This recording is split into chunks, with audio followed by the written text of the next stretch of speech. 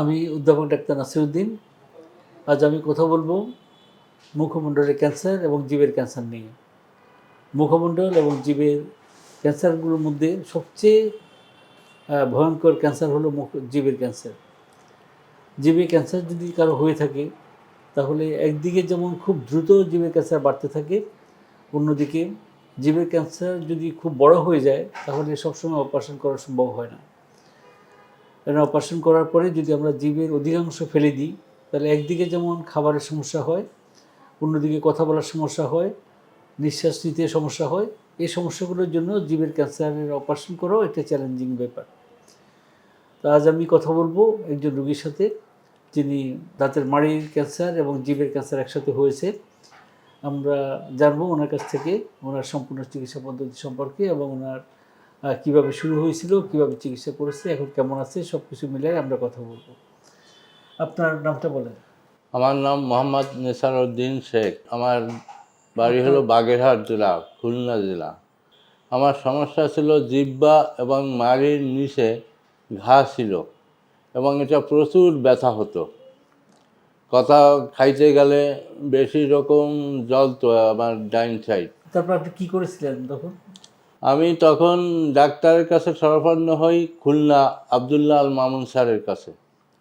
তখন মামুন স্যার এটা আমার দেখার পরে উনি আমাকে পাঠাইলো আপনার কাছে। তো আপনি দেখার পরে আপনি আমাকে একটা সাজেশন দিলেন কি দিয়ে কি করতে হবে।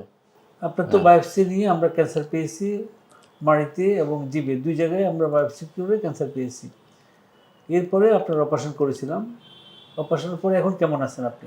এখন আলহামদুলিল্লাহ ভালো। আপনি কি জিভটা একটু দেখাবেন? একটু একটু জিভটা দেখান, একটু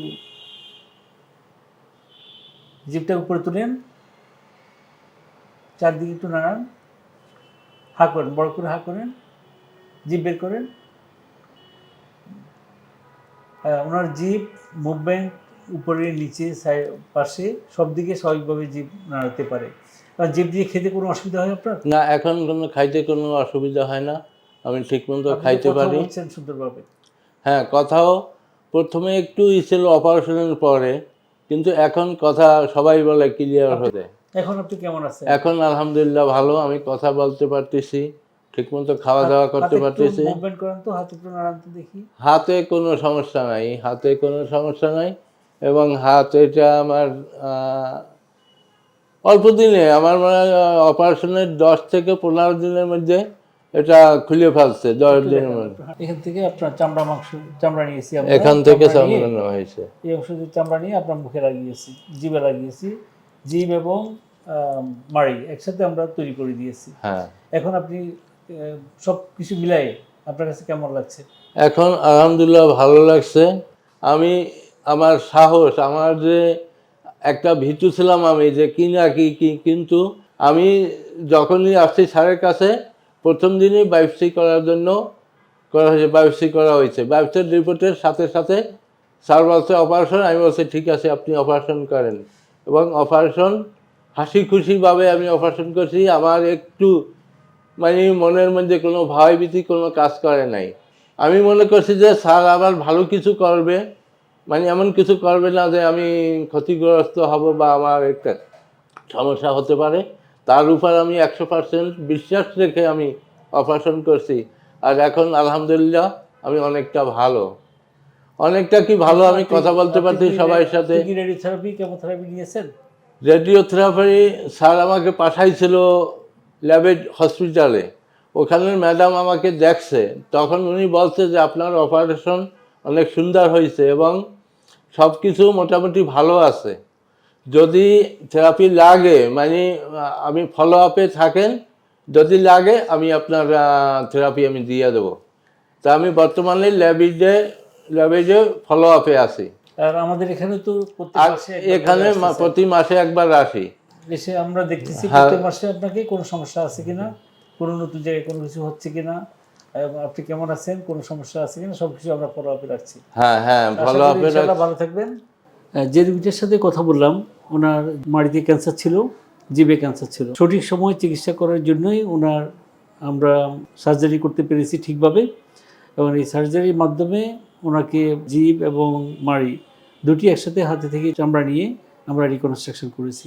তো এই সুযোগটুকু আমরা পাই এইভাবে, যদি সম্পূর্ণ জীব বা মাড়িতে অনিদ্র ছড়িয়ে না যায় তাহলে আমরা সহজে অপারেশন করে রোগীকে সুস্থ করতে পারি। রিকনস্ট্রাকশনের জন্য আমরা হাতে থেকে পায়ে থেকে বিভিন্ন সময় চামড়া মাংস নিয়ে থাকি। যদি আরও আগে আসতেন উনি তাহলে কিন্তু এই রিকনস্ট্রাকশনও লাগতো না। তাহলে আমরা শুধুমাত্র জীবের কিছু অংশ ফেলে দিয়ে, জীবটাকে লোকাল ক্লোজার বলা হয়, আমরা স্থানীয়ভাবে ওটাকে বন্ধ করে দিতে পারতাম। কিন্তু যেহেতু একটু বড় হয়ে গিয়েছে, চোয়ালের দিকে ছড়িয়ে গিয়েছে এবং গালের দিকেও ছড়িয়ে গিয়েছে জীব সহ, যার জন্য হাতে থেকে চামড়া নিয়ে আমরা রিকনস্ট্রাকশন করতে হয়েছে। যাই হোক, রোগীর যেহেতু অপারেশন সুন্দর হয়েছে এবং মোটামুটি আর্লি স্টেজে এসেছেন, যার জন্য আমরা রোগীকে শুধুমাত্র অপারেশনের মাধ্যমে সুস্থ করতে পেরেছি ইনশাল্লাহ। রেডিওথেরাপি, কেমোথেরাপি অনেক সময় দিতে হয় যদি চতুর্দিকে ছড়িয়ে যায় এবং গলার দিকেও বেশ ছড়িয়ে যায়, তাহলে রেডিওথেরাপি কেমোথেরাপির ব্যাপার চলে আসে। তো যেহেতু রোগীর গলার দিকে ছড়ায়নি এবং আমরা যতটুকু ফেলেছি সম্পূর্ণ ক্যান্সার মুক্ত ছিল, যার জন্যই ওনার রেডিওথেরাপি কেমোথেরাপির জন্য এখনও সাজেস্ট করা হয়নি, এখনও বলা হয়নি।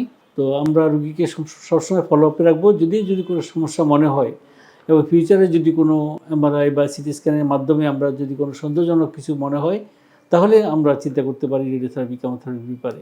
আশা করি আপনারা যদি এ ধরনের কোনো ক্যান্সার রোগী, জীবের হোক, মাড়ির হোক অথবা মুখমণ্ডলের যে কোনো জায়গার হোক, তালুর হোক, যদি আর্লি স্টেজে চিকিৎসা করেন তাহলে শুধুমাত্র অপারেশনের মাধ্যমেই চিকিৎসা করা সম্ভব। রেডিওথেরাপি কেমোথেরাপি সবসময় প্রয়োজন হয় না। অনেক রোগী আছে যারা উপজেলায় এবং থানাতে যারা আছেন তারা সঠিক সময়ে রেফার্ড হন না। যদি রোগীটার ব্যাপারে যেহেতু খুলনা থেকে ওনাকে সঠিক সময়ে পাঠিয়ে দেওয়া হয়েছে, আমরা ডায়াগনোসিস তাদের করতে পেরেছি এবং তার চিকিৎসাও তাদের করতে পেরেছি। তো থানা থেকে বা উপজেলা থেকে যদি এভাবে যারা ডেন্টাল সার্জন অথবা মেডিকেল অফিসার আছেন ওনারা যদি সঠিক সময়ে রোগীকে পাঠিয়ে দিতে পারেন তাহলে রোগী সঠিক চিকিৎসা পাবে এবং সঠিক সময়ে আমরা চিকিৎসা করতে পারলে রোগী সুস্থ হবে। ধন্যবাদ সবাই।